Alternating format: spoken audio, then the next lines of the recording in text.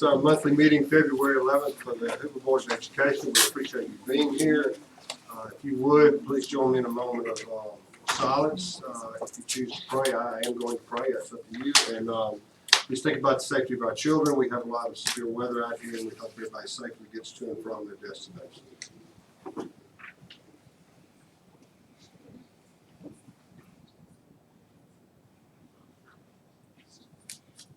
Thank you. Ms. Tyson, would you stand please and honor our flag? Salute, pledge. Pledge allegiance to the flag of the United States of America and to the republic for which it stands, one nation, under God, indivisible, with liberty and justice for all. Deborah, would you call roll to establish a quorum, please? Craig Kelly. Here. Deanna Bauman. Here. Amy Tyson. She's here. Amy Madonna. Here. Kermit Kendrick. Okay, we have established a quorum. Ms. Kendrick is out of town, out of state, as a matter of fact, on business. We all at one time or the other, have to be out of town. We all have jobs. We're not compensated, as you know, but we have to have a job so that we can.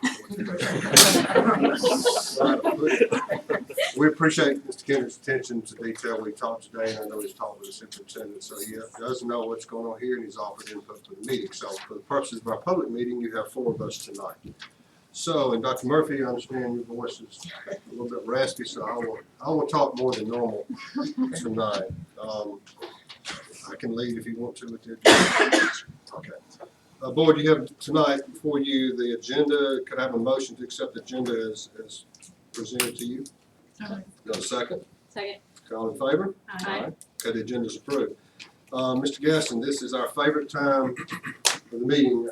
We have recognition time, and I think that's why most of everyone is here, and we sincerely appreciate your attendance. Thank you. That's right. Let's see, how many are here for recognitions? Raise your hand if you're here just for that. All right, good. Most popular time. All right, let's get to it. We want to start off with proclamations. Photos will be in lobby. Let me back up to that slide right there. We've got our step repeat banner. So after we conclude your portion, if your coalition would head to the lobby, Iron City Studios, who is here with us tonight, we graciously appreciate their support, and they will be taking official photographs for us. Black History Month, we want to start off with a proclamation for that. And Dr. Terry Lamar, Director of Equity and Educational Initiatives, is here, as are several members of our District Equity Committee, if they would be stepping forward. I'll read the proclamation. Whereas in 1976, as part of the nation's bicentennial Black History Week was expanded and became established as Black History Month. It is now celebrated across North America. And whereas Black History Month affords special opportunity to become more knowledgeable about Black heritage and to honor the many Black leaders who have contributed to the progress of our nation. And whereas Black History calls our nation's attention to the continued need to build a society that lives up to its democratic ideals, now therefore be it resolved that the Hoover Board of Education acknowledges and celebrates our school system's vast range of diversity and celebrates the many contributions made by African Americans to our culture, our society, and to our world. Dated this February, the 11th day of February in 2020. So we will present this to actually the entire committee, who will be the recipient for this. And as we do that, Dr. Lamar will step forward and share a few thoughts with us. Just wanted to say we are doing a lot of great things in the district as it relates to Black History Month. Just want to go over a few things that are taking place in the district. We have the Black History T-shirt that some of the schools are selling. I'll get Jason one of those T-shirts. Also, the Birmingham Negro Southern League Museum speakers, they are also been here as well at one of our high schools, and the kids have rotated, and they've all heard through those speakers in a more of a rotation format. Also, a Black History Service Project where they have books for Africa. So they are collecting books and sending those books over to Africa as a service project at one of our schools as well. We have multiple Black History wax museums going on and taking place within the district. the traditional school assemblies with guest speakers taking place as well.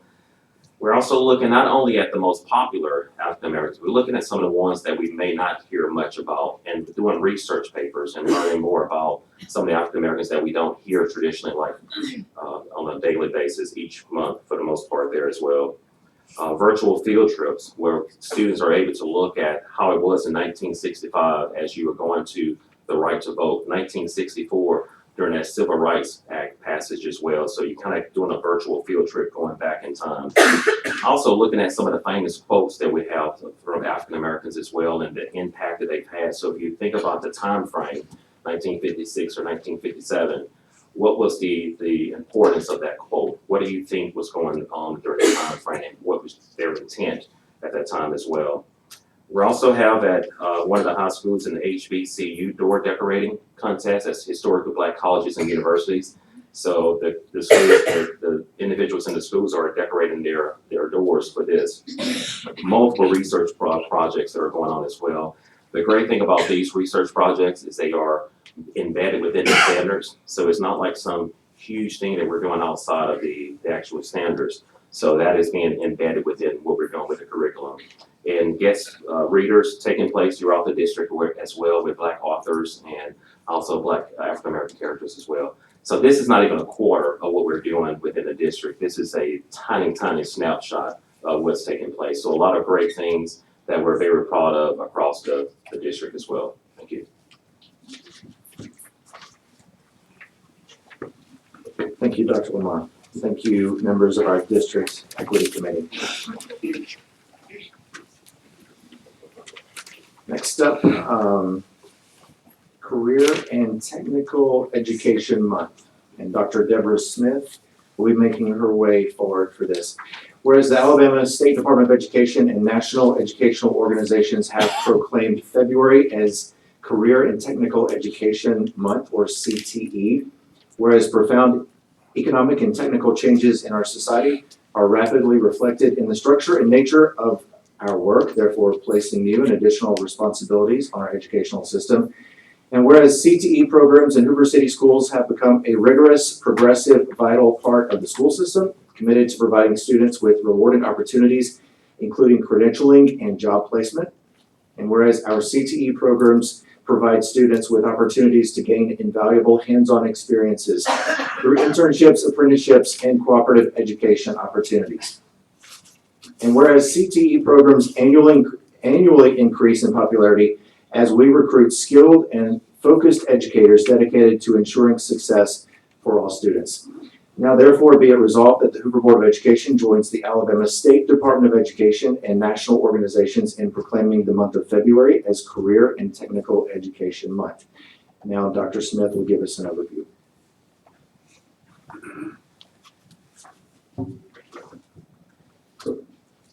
Good evening.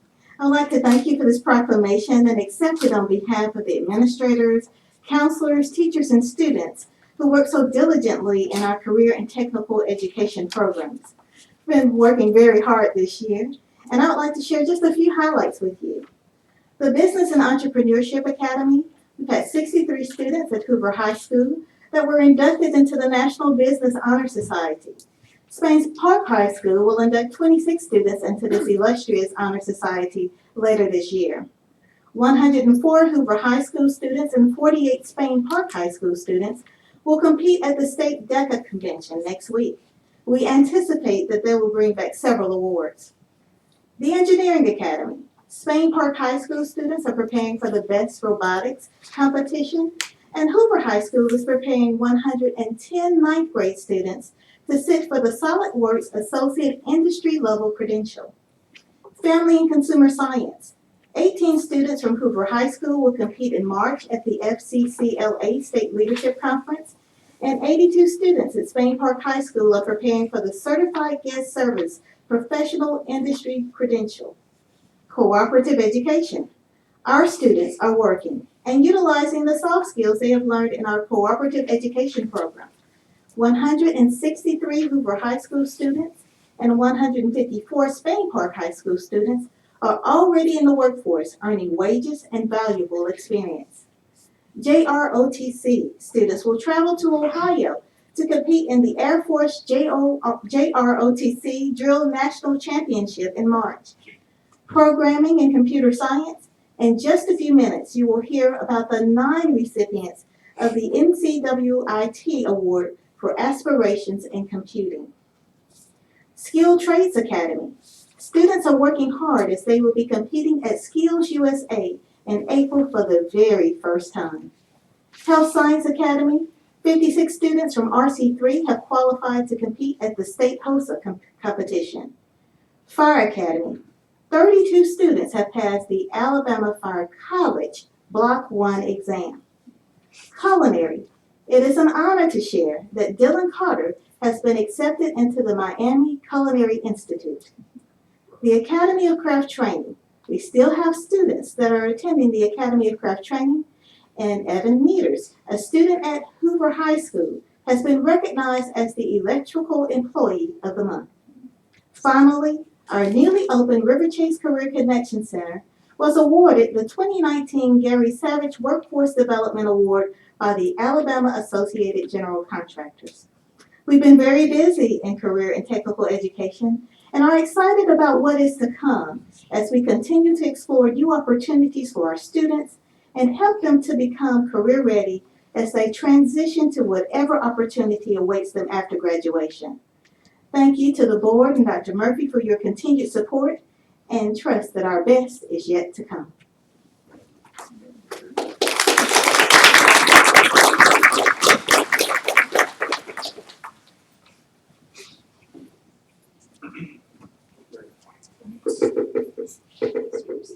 And our third and final proclamation. I'll tell you what, before we get to that, you heard Dr. Smith mention this young man right here, Christopher Evan Neters. Is he in the, come on up, Christopher. Those are his mother's girls. Yes, well, his, any family members, And please Mr. stand. Felton, I'm talking too much because Sure. can I say something? Please. While Chris comes up here, Trey Luna is a great restaurant. It's close to where I live. I've been up there 3 or 4 times if I can get a reservation, which I'm always too late. Anyway, knows the young man helping, I guess, hosting. I guess I don't want to mystify what you do, but helping when people came into for the reservations, working real hard. So I just finally asked. He looked like a senior in college, but I took a chance and asked him. And you're a senior? Yes, sir. In high school. And anyway, just asked who he was, and he told me. And what's amazing, he's working at night at Trey Luna, and yet he's at the ACT Craft Institute in electrical work, running education there, which is absolutely amazing to hear that kind of education commitment as well as working. So I asked if you would be here. I'm sure Mr. Gasson and your mom said. And I asked who your, I guess, mentor or instructor closest at Hoover High School. Mr. Felton's here. Would you please stand up? Mr. Felton, very quickly, Chris mentioned how much the mentor you've been, how much you'd help direct him. So thank you for what you did. So I just, sure.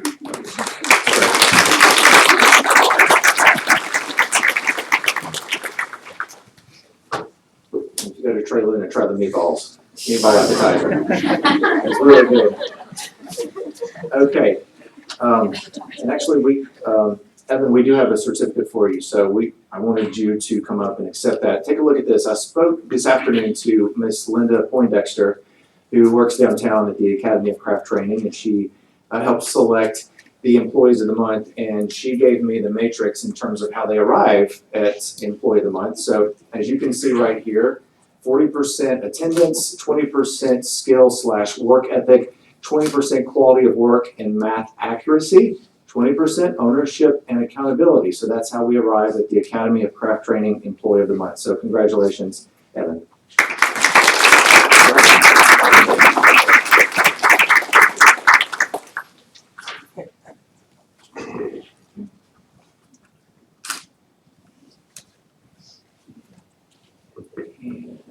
School Counseling Week. Got a lot of stuff going on in February. Proclamation for School Counseling Week.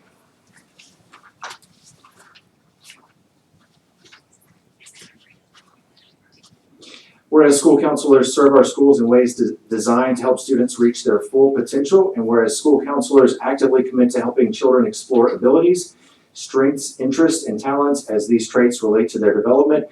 And whereas school counselors help parents and households focus on ways to further the educational, personal, and social growth of their children. And whereas school counselors collaborate with school and district colleagues to help students explore options and set realistic goals. Whereas school counselors identify community resources that can enhance and complement existing school counseling programs and help students become productive members of society.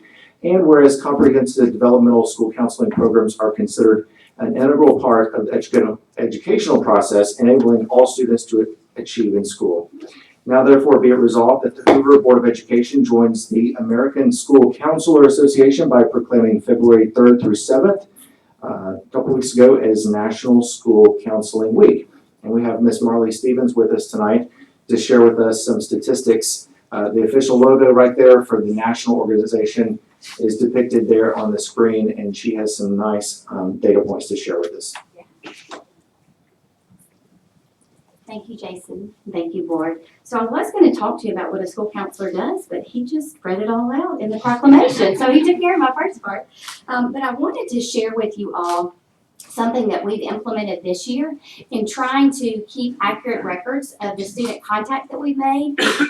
We have a more formalized approach in how we do this. And so I've just we have a lot of detailed information that I'm not going to share, but I just brought some summary information for you. And this includes all individual and small group contacts. It does not include all of our large group contacts, which is a huge part of what elementary school counselors do. So as you see, the numbers are a little different.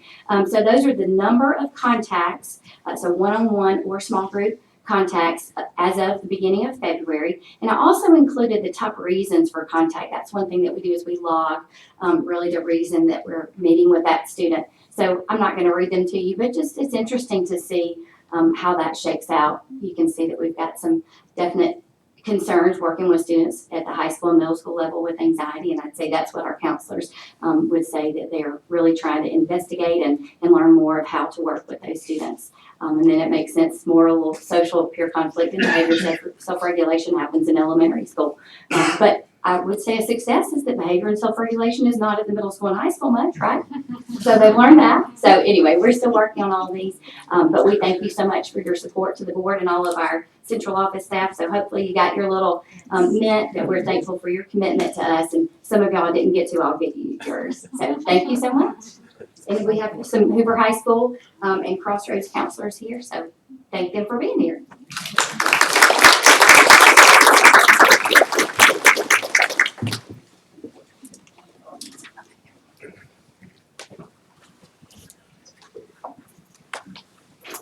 All right, you see on the screen here the official artwork from the Media Relations Department for this national organization, the National Center for Women in Information Technology. We've got a group in Hoover City Schools that is highly engaged in this organization and in this work. In fact, today is hashtag Women in Science Day, February 11th, 2020.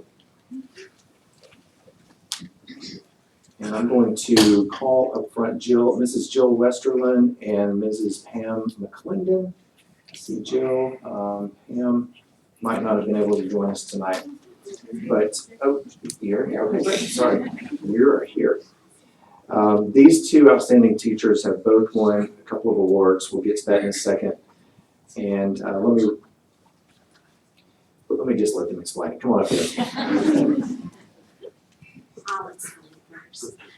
Congratulations to Pam McClendon. She's last week was chosen as Alabama's Teacher of the Year for NCWIT, National Center for Women in Computing, North Alabama region, and she'll be honored in Tuscaloosa in April as our Teacher of the Year for the state of Alabama. We're real proud of her. Pam is a new employee at River Chase Career Connection Center working with the Cyber Innovation Academy. So we stole her away from another district. Thrilled to have her. So again, also tonight, coming right behind Ms. McClendon are 11 actually. I know we've grown 10%. Girls who have been honored as well. Hoover High School has 9 girls who've been chosen this year. The application to be a student honoree for the Aspirations in Computing Award is more like a college application than it is a high school, I'm gonna give somebody an award kind of thing. They have to write quite a bit about what they've done in computing. So we have 9 girls from Hoover High School, 2 girls from Spain Park High School. 4 of those girls are Miss McClendon students at RC3 in Cyber Innovation. So let me find my sheet of paper. I'm gonna read their names, so that y'all can come up and be recognized. So, they've all done a number of things going back to middle school. They're your average high school girl, but also involved in STEM team and IB and AP and every kind of other thing that you can quite imagine. So 2 of the girls are national honorable mentions. So that means that we have 2 girls at Hoover High School who have been chosen as a group of 40 in the nation to win this Aspirations Award. So they'll be getting quite a few things. So Jade McGee, Jade's a senior.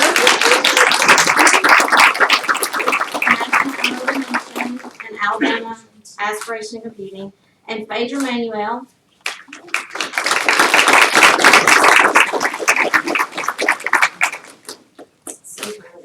The rest of these girls are either Alabama Aspiration in Computing winners or Alabama Honorable Mentions. Brianna Fuel.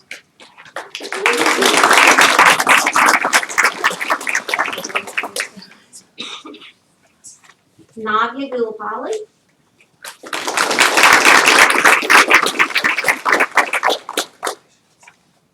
Chi Imbaga.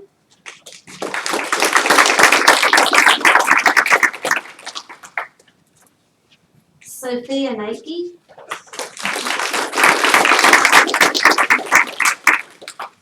Satvi Pinwala. Srija Vim.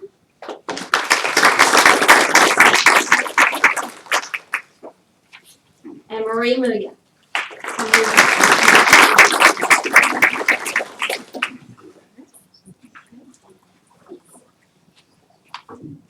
And we also have 2 girls from Spain Park. We have Maria Guzman. I may have mispronounced her last name. And Emma Perry.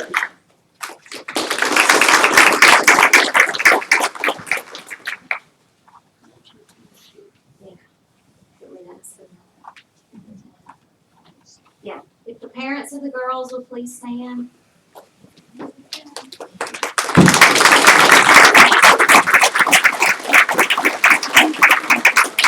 And they will all be honored in April at the University of Alabama for this same thing as a part of the National NCWIC program. So we're very proud of them. And we're also proud that our district has the most in the state. That's right.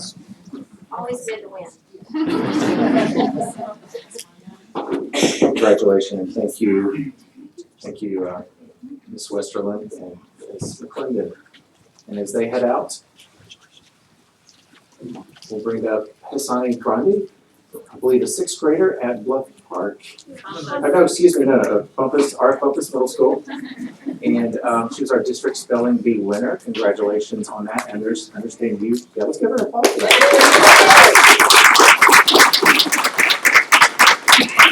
And I believe we've got some family members here. Would you please stand?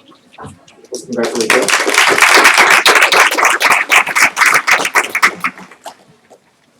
And you just represented us in the Jefferson County Spelling Bee, right? Okay. Your winning word in Hoover was what? Syllabus. Syllabus.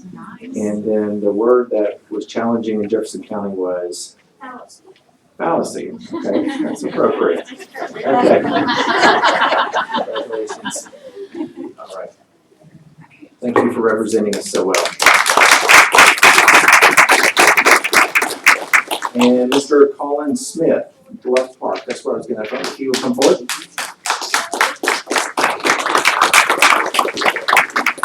He was our district runner-up at the spelling bee back in January that we had at Spain Park High School Theater. So you're in 5th grade, correct? And what was your word? And what? And as runner-up. Your final word of success. Jalapeno. Jalapeno. There we go. I like that one. Well, congratulations and thanks for representing us so well. And is Colin's family with us tonight? Yes. Okay, wonderful. Thank you so much for being here.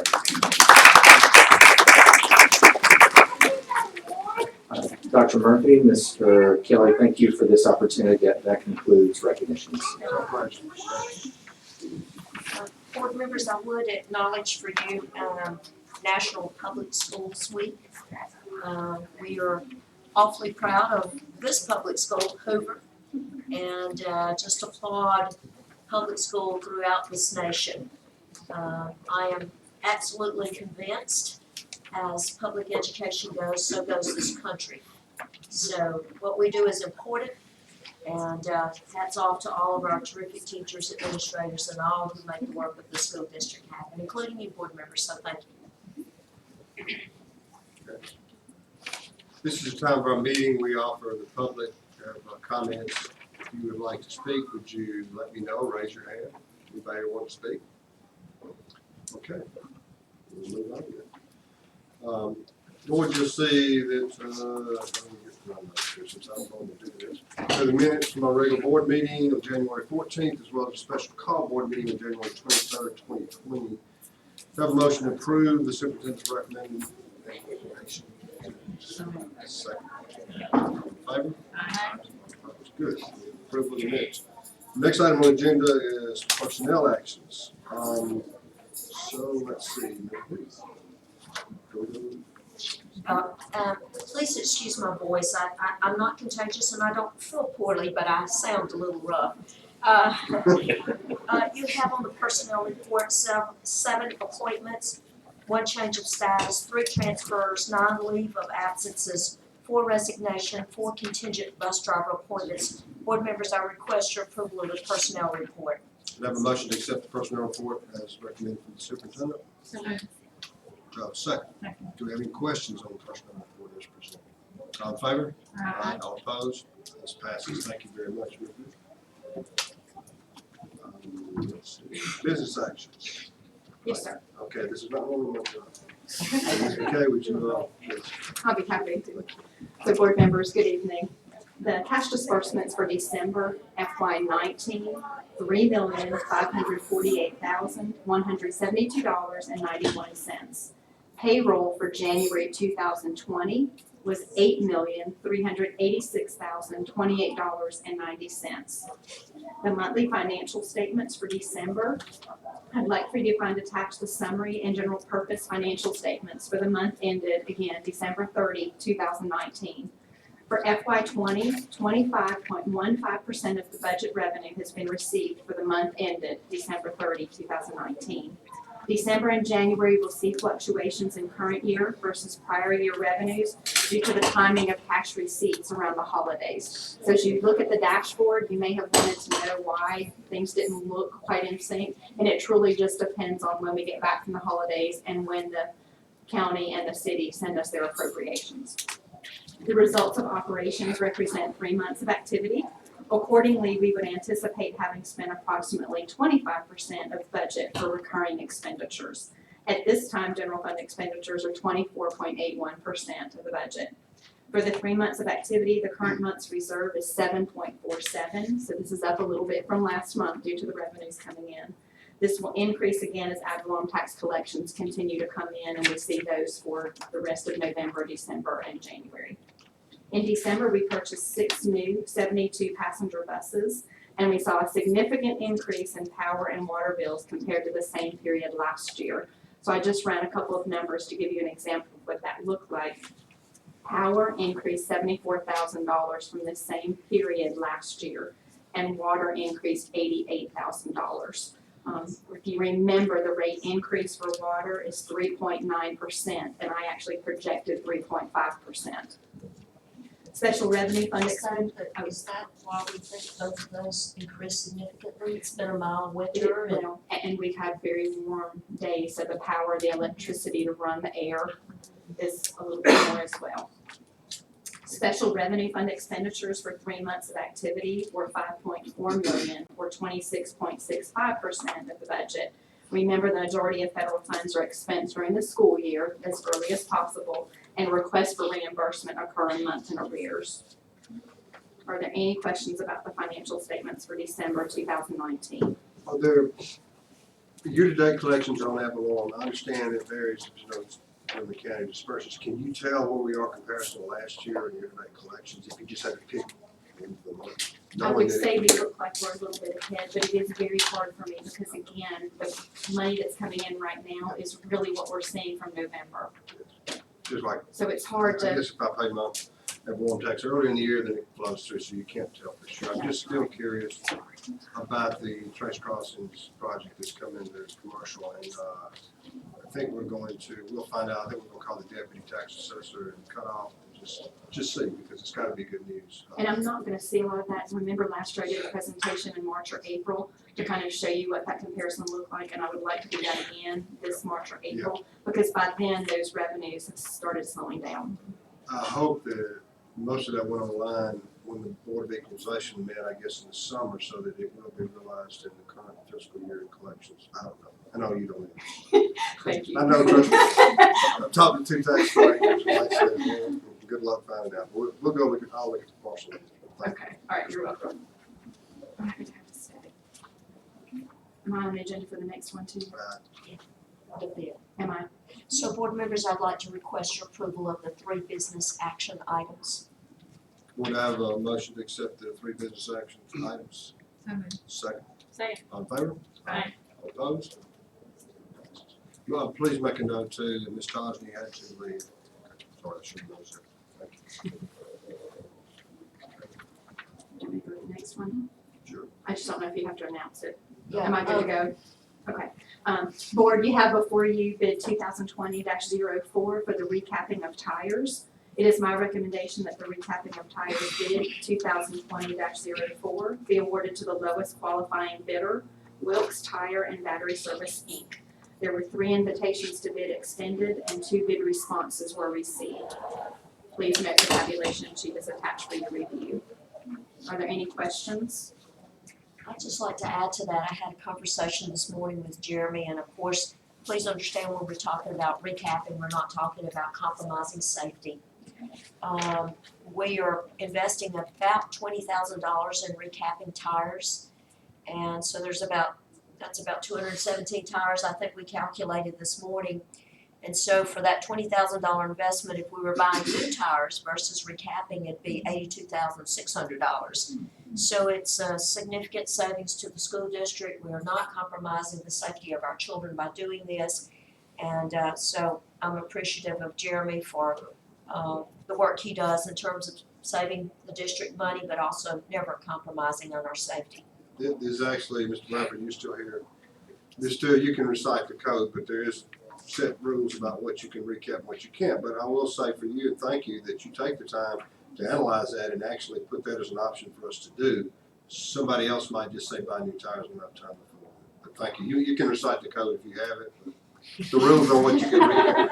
I shouldn't use that word. The rules to recap and not recap. We can use recap tires on the rear. Yep. New tires have to be used on the front of the bus. Yes. And I assume is this something you can only do one time before you replace the I tire? have a representative from Goodyear here that can answer that. Oh, Very good. Okay, interesting. For a bus, we normally recommend only one retread.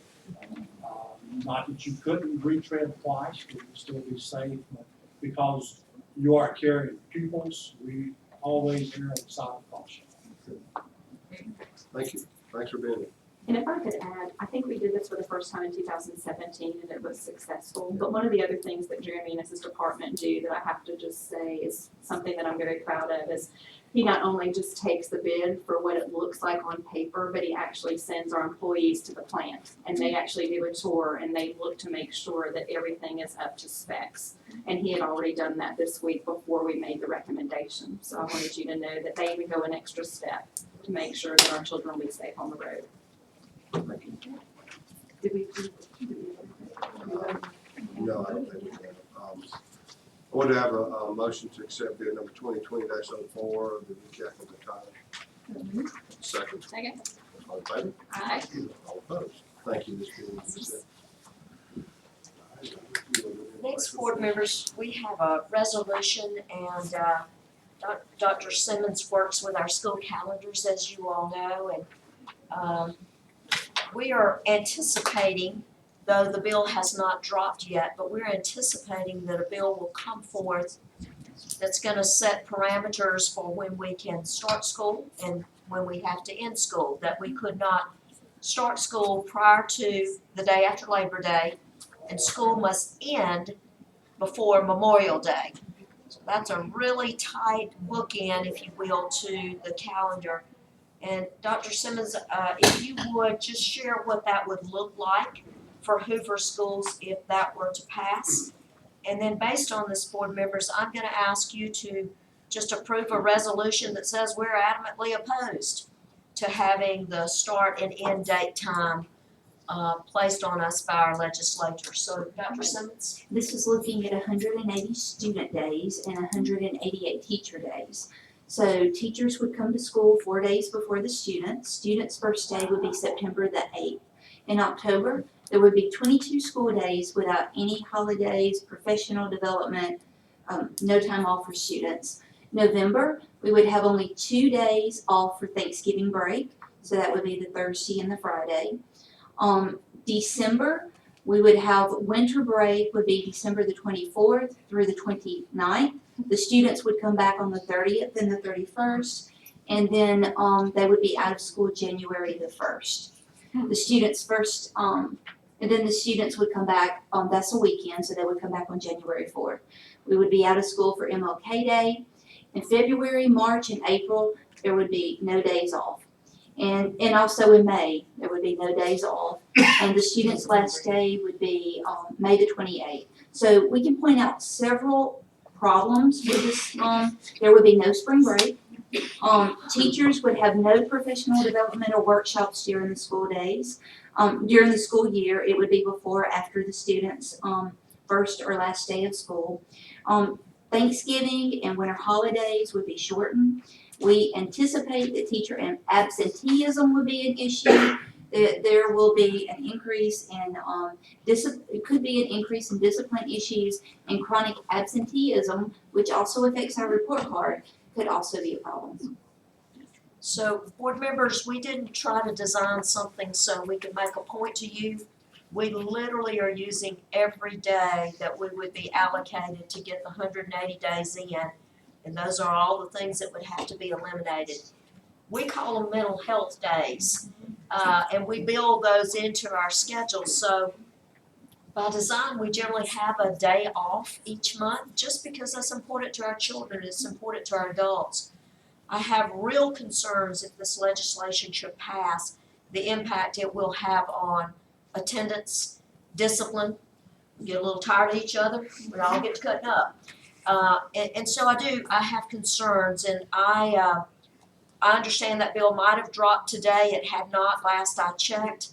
There may be the proposal that this is a good idea because we're gonna offer our children some apprenticeships during the summer. And we're gonna try to use some sort of workforce development angle to this process. I do not see this being in the best interest of children. And what drives me every day is what do we do best to serve our children, and a calendar designed in this way is not it. And so I have a resolution, and Dr. Simmons or Jason, just because of my voice, and I know I'm agitating you with my racket, would one of you please read it for us? While Justin's coming up, you might think this was just something that was put out there that wouldn't pass. There were several legislators. There's a representative from Munford, Alabama, I won't say his name, that went and really pushed this to the point. We were in Montgomery last week, and Terry Collins, the education chair, said this representative was really, really pushing this, going in offices. So this was taken seriously by legislators, and it may still be. So Dr. Murphy and the staff have laid out for you what could happen if all of a sudden we had to fit everything into 180 days or 1,080 hours. So when it's not putting a scare tactic, Huntsville took a stand, our friends in Huntsville, and pretty much some of the sponsors didn't like the way that they made the stand that we're going to hopefully make tonight if we pass this resolution. Do we anticipate also that the provision about lengthening the school day? Well, that'd be, go ahead. I mean, as I'm a sorry. separate bill, potentially, I just wasn't sure. if you In heard me. conversation with School Superintendent Association today, there had been no conversation about extending the academic day. That could become an angle, just make the day longer and then you can take more days off for Thanksgiving or for Christmas. Therein, you're going to impact lots of athletics and other extracurricular after-school activities. So how well our community would embrace extending an academic day and then impacting other things, I can't imagine them applauding that, so. I just didn't know if that was something we would want to address in a resolution, that specifically, or wait and see what I just didn't know if that was something we would want to include. Certainly we could. I think our particular stand is any kind of forcing us into a beginning date and an ending date that we oppose. I think it's important that is left at the local level. It is a local decision. And I think it's really important for anyone here who feels the same way to write. And the message here beyond here is if the legislature gets involved in things they don't need to get involved in. This is one of them. So you can look at this and it may not pass and then I get out of the committee. But there are other things that come in and they do this every year. And you know how much respect I have for the job they do. I say it all the time, but there's people go off the reservation sometime and this is an example of it. So Jason, if you want to read it. Sure. Whereas the Hoover Board of Education is aware that members of the Alabama Legislature may consider legislation that would outline school start and/or end dates for public schools in the state of Alabama. And whereas each local board of education is already required by Alabama Code 16-8-30 to set a uniform start date for all schools within its system, therefore recognizing that school calendars are local decisions, and whereas unique decisions take place in all 137 Alabama school systems regarding student achievement, holiday preferences, community events, teacher professional development, partnerships with local colleges and universities, and work days for educators to meet with parents. And whereas the Hoover Board of Education is charged with making decisions that are in the best interest of its students and student achievement, and whereas the Hoover Board of Education is held accountable for student achievement, not only by the community, but under both state and federal accountability programs. And whereas local decisions about school calendar inputs directly impact student performance, student and faculty morale, and community input. Whereas the Hoover City Schools academic calendar is an education priority and not a business or tourism decision. And whereas the education community urges policymakers to leave our calendar authority local. Now therefore be it resolved that members of the Hoover Board of Education unequivocally oppose statewide efforts to mandate a school calendar and ask all lawmakers representing Hoover City Schools to vote against any bill which proposes to outline a statewide start and/or end date for Alabama public schools. Be it further resolved that a copy of this resolution be recorded in the board minutes and be provided to the Alabama Association of School Boards, each member of its legislative delegation, and the governor, done this day, the 11th of February, 2020. Board members, I'd like to request you pass that resolution so that we send a very clear message about this being a local decision. Would have a motion to approve the resolution as just read by Mr. Gaston regarding school calendar. Second. All in favor? Real enthusiastically, unanimously. Aye. Yeah, unanimously. Even though the other two board members can't They vote. say aye. You said aye? Thank you. Thanks for reading that. Sorry. Next item, we have an underground utility easement request, and Matt Wilson is here. There may be questions regarding this. This is on the Berry Middle School campus, and according to Mr. Wilson, is something that we need to do to be able to provide service. So do you mind sharing with us? Yeah, that is correct. What you have in front of you is a request from Alabama Power for an easement. Currently, utilities for that school run underneath the proposed location of the building, so those have to be relocated outside the footprint of the building to do that. So all this does, through a utility and easement, allow them to do that work for us. So no other disruptions to the area, no other easements in other areas of the property that we own, just that one area around that school. Just to get the utilities from underneath where the building will be. That is correct. This is no cost to us. No, there is a fee built into the project for the utility location, but there's no other additional cost to us for this. So Alabama Power's not paying for this, even though they're charging us for power, No. This is our cost to relocate the utilities to the building. and that's not negotiable. Huh? Is that not negotiable? It's, no, we're not paying the fee, the contractor is. Okay, so We're paying for it, obviously, but it is within the contract with the Blaylock building, it's just an easement to cover that. do you know, with all this going on, broadband and small cells, there's a lot of legislation taking place, that's taking place. I wanna make sure when we go forward with any of these easements that we're not deeding away the right, we don't wanna give the right to telecommunications, although it somewhat says it in here. I'd like to know what they mean when they say communication. I do not want any utility that we give an easement to thinking they have a right to come out there and put a small cell tower over that country. I agree. I can find out about that and get back with you, but this is specifically just for the utilities that route into the building around the building. Even though it says communication. I'll find out about that. Do we need to pass this tonight and begin this way? We really need to pass this tonight. What we could do is I could ask your permission on this, contingent upon us determining that we're not giving any rights away that you find objectionable. You understand? Okay. I do. And that's gonna be not just with this. This thing's pretty simple, but as things come about, we were approached by carriers last year and since then about letting small cell towers go up, mini cells.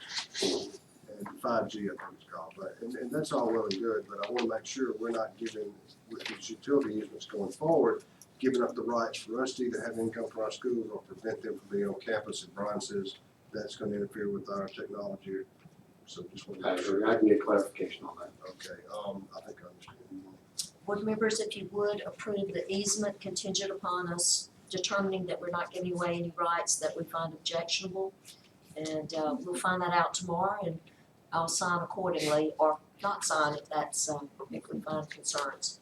Board, I have a motion to accept this, to approve this easement from Alabama Power, subject to us, superintendent gets confirmation that we're not giving up rights in anything other than transmission of electricity in Perry Middle School. Second. Second. All in favor? Aye. Aye, all opposed, thank you. Board members, under superintendent's report, just a couple of things. We have a proposal for you, 5.18, for drug and alcohol testing of safety-sensitive employees. Those are any bus drivers, of course, or anyone operating operating equipment such as maintenance personnel.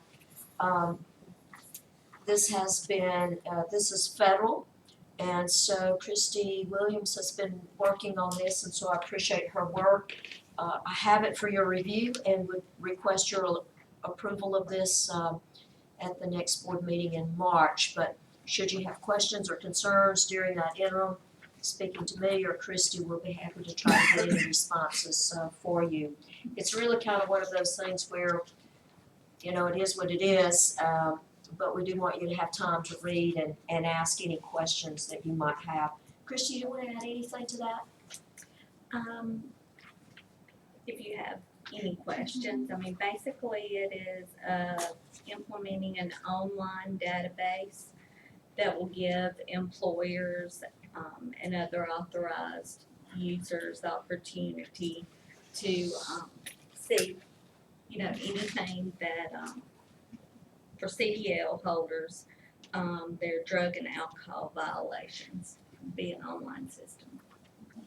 It's just the establishment of a national clearinghouse going forward. So anybody who has issues gets reported, and you can go to that clearinghouse and determine if there are issues with bus drivers or other individuals that may be operating equipment. So if you would read that and then just share with us any questions or concerns that you might have leading into our next board meeting. Board members, during the legislative session, I'm going to add to our agenda every month a legislative update. I think it is important for us to be tracking and understand what's going on in Montgomery as it relates to education. And I know that there are a couple of things that I wanted us to address. One of those is to ask Michelle to talk to us about the impact that, I believe it's House Bill 188, might have on our school district. So Michelle, if you'd share that. I can. What I tried to do was just share a little bit of some historical data. Remember, this is one day in time that these numbers were run. So FY17, the legislative pay increase was 4%, and the day that we ran the reports, it had an impact on local revenue, which is unfunded, general fund revenues, $1.8 million. In FY19, the legislative pay increase was 2.5%. The unfunded cost to the district at that time was $1.2 million. In FY20, it was a 4% pay increase with an unfunded cost to the district of $2.4 million. And projected in this HB 188, the House Bill 188, they are requesting a 3% pay raise. That will be a cost to the district of $3.4 million. Now remember, I said that changes and it's just a moment in time because it will depend on who comes and who goes, what year of experience they have, what degree they might have. So it can fluctuate from day to day. One other thing I wanted to share is that today we actually have 11 vacant positions. Now these are not frozen positions, these are positions that we have to fill. We haven't done that yet, but if you look at the amount of money that went out the door when these individuals left the district, it was $930,000. So that's almost $1 million right there in vacant positions that we have to fill that isn't calculated in that 3.4 million. So I think it's important that you understand that. So this is money that's coming from those tax receipts. And if you remember, I shared at the budget hearing that we had for FY20, I thought that they were going to propose, it was a 4%, and I said that would have a $4.1 million impact. It's $3 million is what's being proposed in House Bill 188, so we'll have a 3.4. And what that looks like is 297 local units. That's instructional and support. So that's, I think, 66 of that 297 today is support staff. And that's approximately 15% of Hoover City School employees. So since 17, we're looking at $9 million that's coming out of the city schools budget because of these pay raises, the local impact to us. That's correct. And the good news is that you, taxpayers, do fund local units, like Ms. McKay said, including support staff, 260 jobs, teachers, support staff. So when you see $9 million here over 17, as this budget was prepared back in 17, we're $9 million. This is recurring per year. So those are the challenges we have, and we've got an expert up here who's going to tell us something. And I did share in the budget that we were comfortable with the 4% and that 2.4 million in our FY20. But I shared with you then, any additional raise in FY21, I would not be able to sustain with today's tax receipts that are local. When the legislature gives a raise,